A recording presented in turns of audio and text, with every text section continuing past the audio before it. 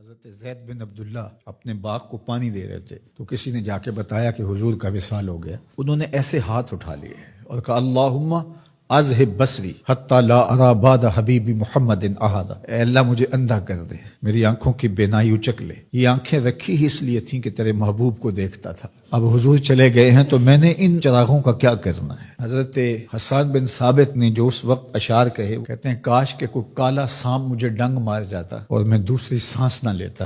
اور حضرت سیدہ فاطمہ کے جو قلب اطہر کی کیفیت تھی، سبت علیہ مصائب لو انہا سبت علی الایام سرنا لیالیا، میرے اوپر جو مصیبتیں ٹوٹ پڑی ہیں وہ اگر دنوں پہ ٹوٹ پڑتی تو وہ کالی راتیں بن جاتی. حضرت عمر رضی اللہ تعالی عنہ تلوار نکال کے کھڑے ہو گئے اور کہا کہ جس نے کہا نا حضور کا انتقال ہو گیا میں اس کی گردن اڑا دوں گا. تھوڑی دیر بعد حضور پرانی حالت کی طرف پلٹ آئیں گے. اب یہ کیفیت کتنی حساس تھی. ادھر منافقین نے چال چلنا شروع کر دی.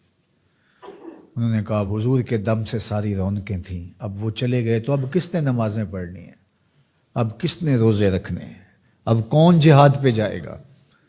جب وہ ہی نہیں رہے تو ساری کہانی ختم ہو گئی. تو انہوں نے اس طرح سے چال چلنا شروع کر دی. اور حضرت عمر کہتے تھے کوئی بولے تو صحیح. کتنا نازک وقت تھا. اس وقت میں حضرت ابو بکر آئے رضی اللہ تعالیٰ عنہ. ان کا کلیجہ تو پھٹ رہا ہوگا، لیکن یہی موقع تھا حضور کے مشن کو، حضور کی فکر کو، حضور کے دیے ہوئے نظام کو سنبھالنے کا. اور اپنے جذبات کو کس طرح کنٹرول کیا ہوگا. اپنے آپ کو پوری طرح سنبھال کر کے لوگوں میں آئے اور دیکھا کہ لوگ جمع ہیں اور حضرت عمر رضی اللہ تعالیٰ عنہ غصے میں تلوار لہرا رہے ہیں. خبردار اگر کسی نے کہا کہ حضور کا انتقال ہو گیا.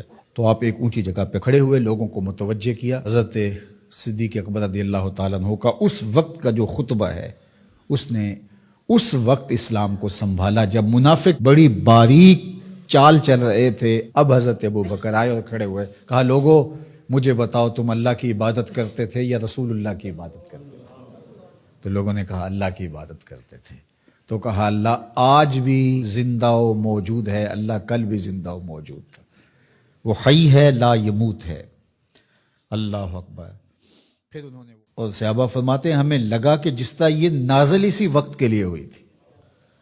اور پھر لوگ سنبھلے اور پھر حضرت سیدنا صدیق اکبر رضی اللہ تعالی عنہ نے اس مشکل وقت دین کو سنبھالا اور پھر حضور علیہ الصلوۃ والسلام کے مشن کے لیے کھڑے ہوئے. لشکر اسامہ بن زید بن حارثہ رضی اللہ تعالیٰ عنہ کو روانہ کیا جا چکا تھا. حضور نے خود روانہ کیا تھا. ابھی جرف کے مقام پر ہی یہ لشکر پہنچا تھا. مدینہ المنورہ سے تھوڑا باہر نکلا تھا کہ حضور کے وصال کی خبر آئی تو یہ واپس آ گئے.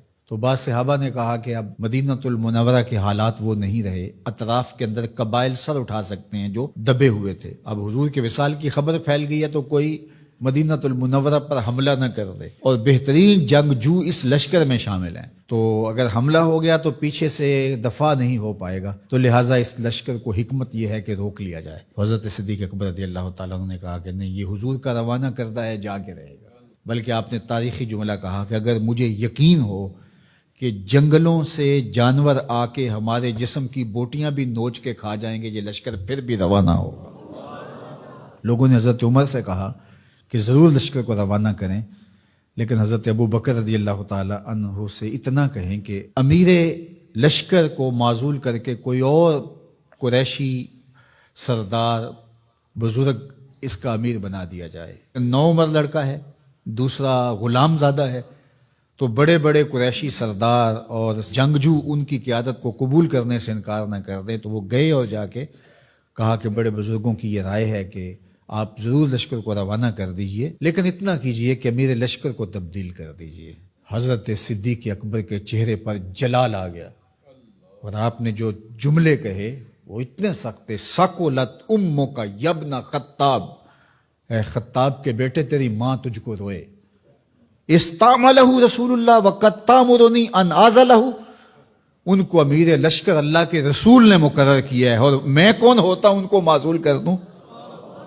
کہا لشکر جائے گا اسامہ بن زید کی قیادت میں جائے گا، جس نے جانا ہے جائے، جس نے نہیں جانا میں کوئی پرواہ نہیں ہے، چونکہ ان کو امیر لشکر اللہ کے رسول نے مقرر کیا.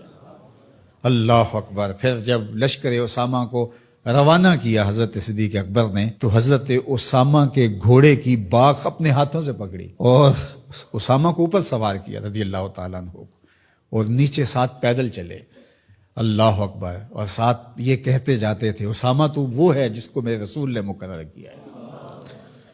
اور پھر یہ لشکر کامیاب اور بامراد ہو کے لوٹا۔ تو یہ سیدنا صدیق اکبر رضی اللہ تعالیٰ عنہ کا حضور علیہ السلام کے فیصلوں کو من و عن قبول کرنے کا جذبہ تھا، جس انداز سے انہوں نے حضور علیہ السلام کی فکر پہ پہرا دیا، حضور کی تعلیمات کو اجاگر کیا اور حضور کے فرمان کو حرف آخر سمجھا، اور اس کے بعد انہوں نے اپنی رائے کو وہاں فنا کر دیا۔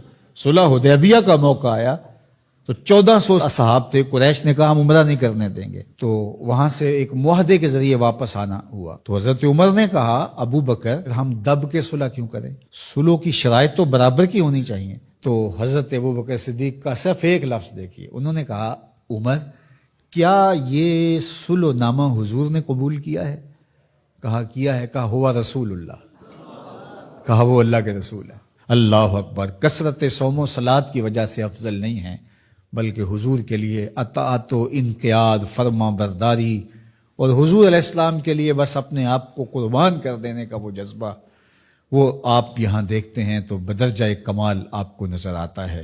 فرمایا کہ میں اللہ کے علاوہ اگر کسی کو خلیل بناتا تو وہ ابو بکر کو بناتا، لیکن میرا خلیل اللہ ہے۔ اللہ اکبر، امن الناس بر مولائے ما، کلیم اول سینائے ما، ہستیو کشت ملت راچو ابر، ثانیے اسنینو غارو بدرو قبر۔ دیکھیے کہاں کہاں حضور کی قربت۔ یہ شک ہووی تے چل مدینے، جے شک ہووی تے آ تک لے جوڑ مزاراں دا بن یار نبی دیاں یار۔